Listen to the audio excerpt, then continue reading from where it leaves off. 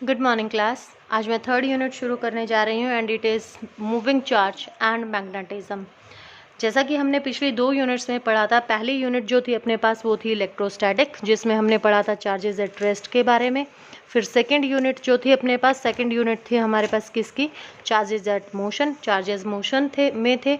और तीसरी यूनिट है हमारे पास मैग्नेटिज्म, और चार्जेस किस तरीके से अगर मैग्नेटिज्म में रखे जाएं तो वो किस तरीके से क्या करते हैं, मूव करते हैं, या मूविंग चार्जेस जो हैं वो किस तरीके से मैग्नेटिज्म क्या करेंगे, प्रोड्यूस करेंगे।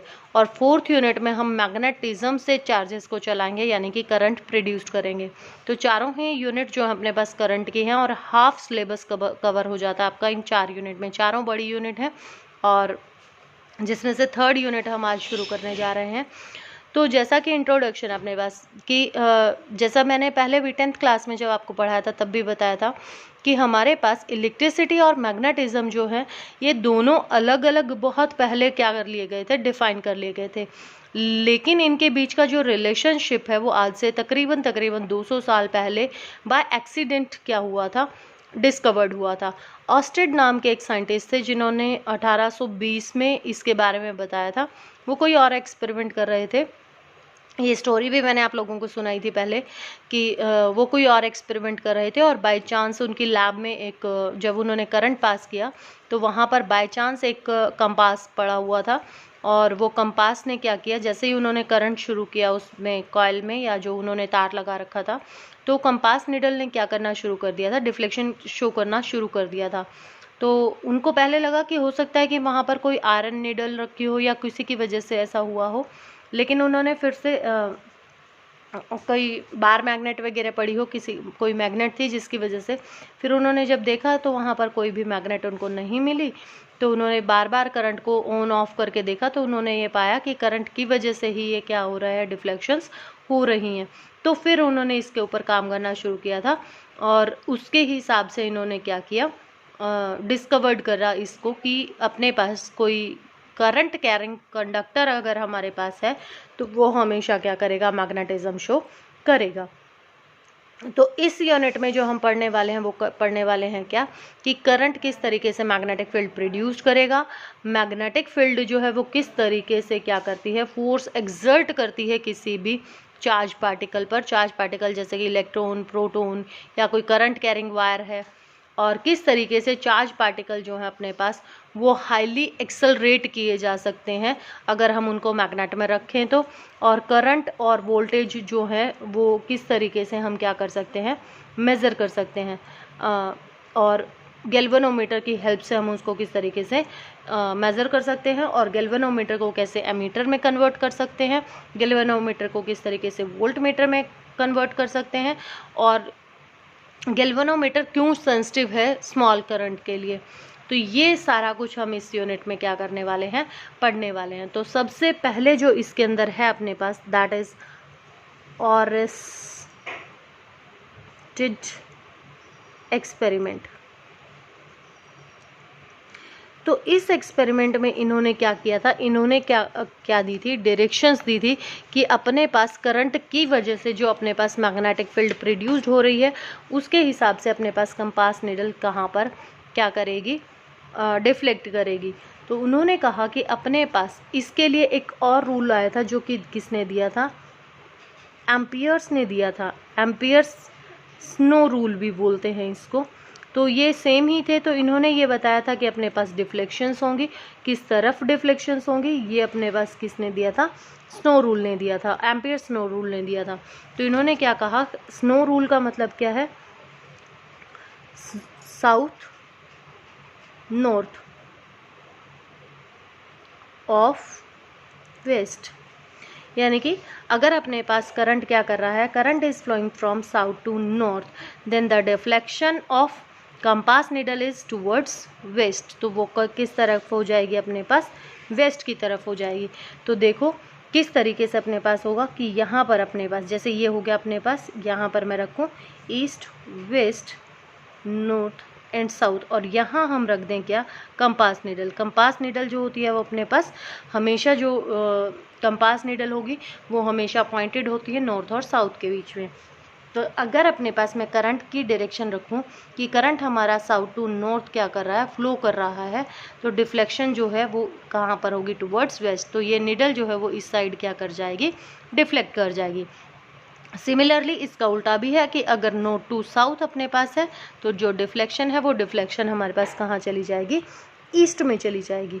तो इसी तरीके से अपने पास क्या किया गया, इनका बताया गया कि अगर अपने पास कोई करंट कैरिंग कंडक्टर है तो करंट कैरिंग कंडक्टर हमेशा क्या करेगा, मैग्नेटिक फील्ड रखेगा। और ये बाय एक्सपेरिमेंट कंपास निडल से क्या कर दिया गया था, प्रूव कर दिया गया था। तो जो मैग्नेटिक फील्ड अपने पास आ रही है वो मैग्नेटिक फील्ड किस तरीके की होगी अपने पास, तो मैग्नेटिक फील्ड क्या है अपने पास, वो से स्पेस किसके अराउंड, कंडक्टर के अराउंड, करंट कैरिंग कंडक्टर के अराउंड जो ये स्पेस होगा, जहाँ तक ये मैग्नेटिक कंपास निडल आपको डिफ्लेक्शन शो करती रहेगी, ठीक है, space around a magnet in which the magnetic effect can be felt. तो जहाँ तक ये मैग्नेटिक इफेक्ट क्या करती रहेगी, आपका एक्सपीरियंस करती रहेगी, तब तक उतनी दूर तक अपने पास इसकी क्या कहलाएगी, मैग्नेटिक फील्ड कहलाएगी। तो अब अपने पास इसके लिए जो आपने क्या पढ़े थे, राइट हैंड थंब रूल पढ़ा था, आपने फ्लेमिंग्स रूल्स पढ़ा था, तो उन्हीं के ऊपर ही इसको क्या किया गया था, डिफाइन किया गया था। तो क्या कहा गया, for the force the magnetic field is defined, we deduced an expression for the force on a moving charge in a magnetic field, कि अगर किसी मूविंग चार्ज को हम रख दें तो उसका फोर्स जो है वो हम क्या कर सकते हैं, डिटरमाइन कर सकते हैं। तो फोर्स किस तरीके से डिटरमाइन कर सकते हैं हम, तो यहाँ पर मैंने क्या लिया, फोर्स डिटरमाइन करने के लिए ये 3 एक्सिस ले लिए और मैंने माना कि मेरे पास जो मैग्नेटिक फील्ड है वो मैग्नेटिक फील्ड कहाँ पर है, इस डायरेक्शन में है, ठीक है। और अपने पास कोई चार्ज जो चल रहा था वो चार्ज मेरे पास कहाँ चल रहा था, वो चार्ज मेरा इस साइड किसी वेलोसिटी v से चल रहा था, making an angle theta with the magnetic field, ठीक है। तो यानी कि अपने पास यहाँ पर इसमें ये चल रहा था अलोंग x y और z एक्सिस, अलोंग इस प्लेन में ये चल रहा था अपने पास। तो यहाँ पर अगर मैं कंपोनेंट तोड़ूँ तो ये कंपोनेंट टूट गया v cos ऑफ थीटा। यहाँ पर अपने पास ये जो होगा ये देगी अपने को क्या, डायरेक्शन ऑफ फोर्स। और इस साइड जो कंपोनेंट टूटेगा अपने पास वो कंपोनेंट टूट जाएगा कौन सा, v साइन ऑफ थीटा के बराबर, ठीक है। तो फोर्स जो कही गई कि जो फोर्स एक्सपीरियंस करेगा चार्ज, वो फोर्स किसके बराबर होगी, force experience is directly proportional to the magnetic field जो हमने प्रोड्यूस्ड की है। Force is directly proportional to the third component जो अपने पास किसके बराबर आया, v साइन ऑफ थीटा के बराबर आया। और force experienced by the charge की अमाउंट ऑफ चार्ज कितना है अपने पास, उसके अकॉर्डिंगली अपने पास क्या आएगा, करंट आएगा। तो इन तीनों इक्वेशंस को अगर मैं इकट्ठे कर दूं तो अपने पास जो इक्वेशन बनी वो क्या बन गई, F is directly proportional to B Q V sine of theta, ठीक है। और इसको इक्वल्स टू क्या, कांस्टेंट लगा दूं क्या कि, और यहाँ पर लिखूँ अपने पास क्या, Q बाहर ले लूँ और ये किस किस के बीच का एंगल बन रहा था, तो इसको क्या लिख सकती हूँ, क्रॉस प्रोडक्ट में शो कर सकती हूँ। तो ये अपने पास क्या आ जाएगी, मैग्नेटिक लॉरेंट्ज फोर्स, ठीक है। ये अपने पास क्या कहलाएगी, मैग्नेटिक लॉरेंट्ज फोर्स कहलाएगी। और जो डायरेक्शन है अपने पास वो डायरेक्शन हमेशा किससे दी जाएगी, राइट हैंड थंब रूल से, कि फोर्स हमारे पास किस तरीके से लग रही है। जैसा कि अपने पास ये फॉर्मूला आ गया तो क्रॉस प्रोडक्ट है तो क्या खुलेगा, साइन ऑफ थीटा, तो डायरेक्शन होगी। अगर राइट हैंड थंब रूल है, अगर ओरिएंटेशन अपने पास कैसा है, एंटी क्लॉकवाइज है, अगर ओरिएंटेशन कैसा है, एंटी क्लॉकवाइज है, जैसे कि ये है एंटी क्लॉकवाइज, तो कहाँ आया, अपवर्ड। तो यानी कि ये अपने पास b था, यहाँ पर अपने पास जो थीटा बन रहा है ये वेलोसिटी, ये अपने पास ओरिएंटेशन कहाँ है, इधर। तो ऐसे जा रहा है तो फोर्स जो एक्ट करेगी वो फोर्स कहाँ एक्ट करेगी, ऊपर की तरफ एक्ट करेगी, ठीक है। यानी कि ये किसके लिए हो गया अपने पास, पॉजिटिव चार्ज के लिए, समझ रहे हो ये बात। और अगर अपने पास नेगेटिव चार्ज है तो हमारे पास यहाँ पर ये हो गया b और इसके साथ ये होगी वेलोसिटी, ओरिएंटेशन कहाँ हुआ, क्लॉकवाइज, तो ये हो गई वेलोसिटी। तो जो फोर्स होगी वो हमेशा कहाँ एक्ट करेगी, downward, right hand thumb rule के अकॉर्डिंगली, ठीक है। तो अपने पास अगर थीटा कितना है, कि स्पेशल केस अगर हम ले लें इसके लिए, ये तो किसी एंगल थीटा पर हो गए। अगर थीटा की वैल्यू 0 है या 180 है तो कॉस यहाँ पर क्या खुला था अपने पास साइन 0 0 और साइन 180 भी कितना होता है अपने पास 0 के बराबर होता है। तो दैट मीन्स इस केस में अपने पास अगर चार्ज जा रहा है, अगर वो मैग्नेटिक फील्ड के अलोंग ही चला गया या उससे एंटी पैरेलल गया, तो वो किसी भी तरीके का कोई भी फोर्स एक्सपीरियंस नहीं करेगा। और अगर अपने पास थीटा की वैल्यू जो है, थीटा की वैल्यू अगर अपने पास किसके बराबर है, 90 डिग्री के बराबर है, तो हमेशा मैक्सिमम फोर्स वो क्या करेगा, एक्सपीरियंस करेगा।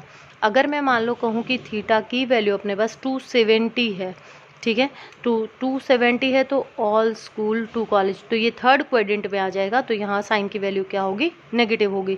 तो यहाँ पर वैल्यू क्या आ जाएगी फोर्स की, -QVB, और साइन 270 का माइनस आ ही गया है अपने पास, ठीक है। अगर अपने पास क्या लिख दें, वेलोसिटी 0 लिख दें, यानी कि चार्ज रेस्ट पर है मैग्नेटिक फील्ड पर, तो भी वो कोई फोर्स एक्सपीरियंस नहीं करेगा। दैट मीन्स यहाँ से हमने क्या कंक्लूड किया कि हमेशा मूविंग चार्ज ही मैग्नेटिक फील्ड में क्या करेंगे, फोर्स एक्सपीरियंस करेंगे। अगर अपने पास रेस्ट पोजीशन पर है तो वो किसी भी तरीके का कोई भी फोर्स एक्सपीरियंस नहीं क्या करेगा, एक्सपीरियंस करेगा। और इसी से ही क्या दिया गया था, फ्लेमिंग्स लेफ्ट हैंड रूल दिया गया था। तो ये म्यूचुअली परपेंडिकुलर जब हम लेते थे तो मैंने क्या दिया था, फादर, मदर और चाइल्ड, यही क्या कहा था हमने। तो दैट मीन्स फोर्स, और ये क्या हो गई अपने पास मैग्नेटिक फील्ड, और ये चाइल्ड से करंट कहा था हमने, और या दूसरे शब्दों में इसको क्या कह सकते हैं, मूविंग चार्ज कह सकते हैं, कि इस डायरेक्शन पर अपने पास क्या है, वेलोसिटी है। तो मैग्नेटिक फील्ड को निकालने के लिए यहाँ से क्या कर सकते हैं हम, तो F इजिकल टू किसके बराबर है, BQV साइन ऑफ थीटा, और थीटा की वैल्यू हम ले लें कितनी है अपने पास 90, जब ये म्यूचुअली परपेंडिकुलर है। तो BQV आ गया अपने पास, और यहाँ से क्या निकाल सकते हैं, मैग्नेटिक फील्ड निकाल सकते हैं। तो मैग्नेटिक फील्ड जो होगी अपने पास, मैग्नेटिक फील्ड किसके बराबर हो जाएगी, इसके बराबर हो जाएगी। तो फोर्स अगर 1 न्यूटन लग रही है 1 कूलम चार्ज पर, और वो चल रहा है 1 मीटर पर सेकेंड से, तो जो मैग्नेटिक फील्ड होगी वो उस टाइम पर जो प्रोड्यूस्ड हो रही होगी, that magnetic field is produced equals to 1 Tesla.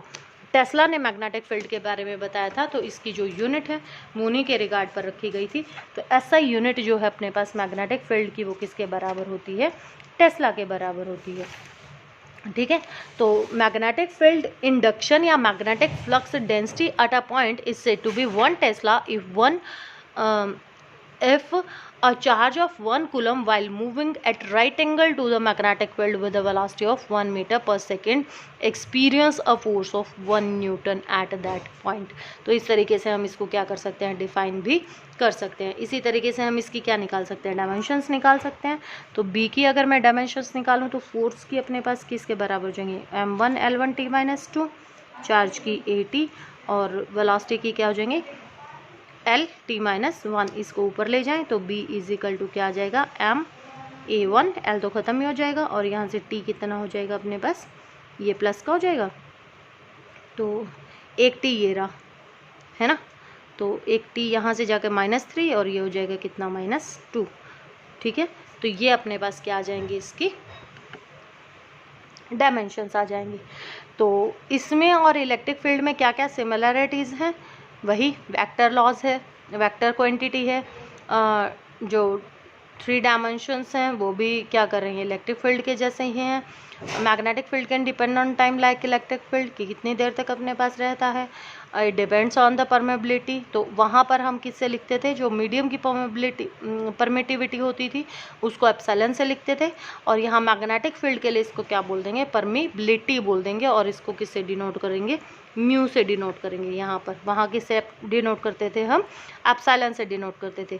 Similarly जैसे इलेक्ट्रिक फील्ड अपने पास जो है वो सुपरपोजिशन प्रिंसिपल को फॉलो करती है, E equal to V1 + C2 जैसे हमने वहाँ निकाला था। सिमिलरली अपने पास क्या करेगी, मैग्नेटिक फील्ड भी इसी तरीके से सुपरपोजिशन प्रिंसिपल को क्या करती है, फॉलो करती है।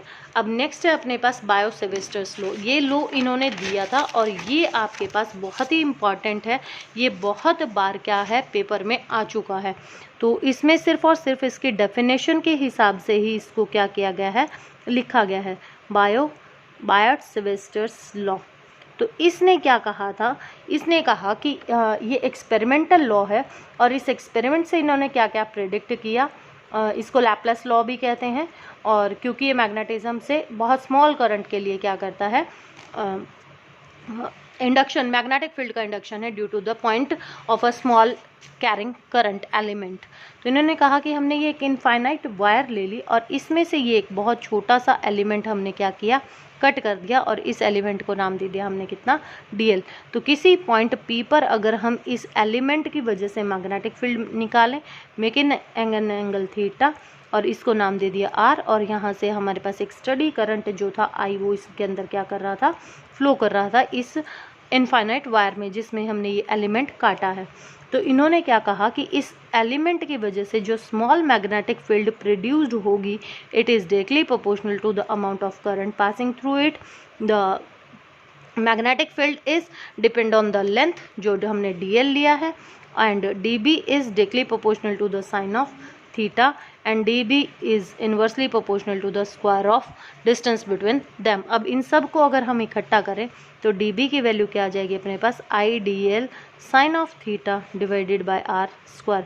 ये डायरेक्टली प्रोपोर्शनल का साइन था और डायरेक्टली प्रोपोर्शनल का साइन यहाँ पर रिप्लेस किया जाएगा किससे, म्यू नॉट अपॉन 4 पाई से I dl sine of theta divided by r square. तो ये वैल्यू आ गई आपके किसकी, मैग्नेटिक फील्ड की, जो वहाँ पर क्या हुई है, प्रोड्यूस्ड हुई है।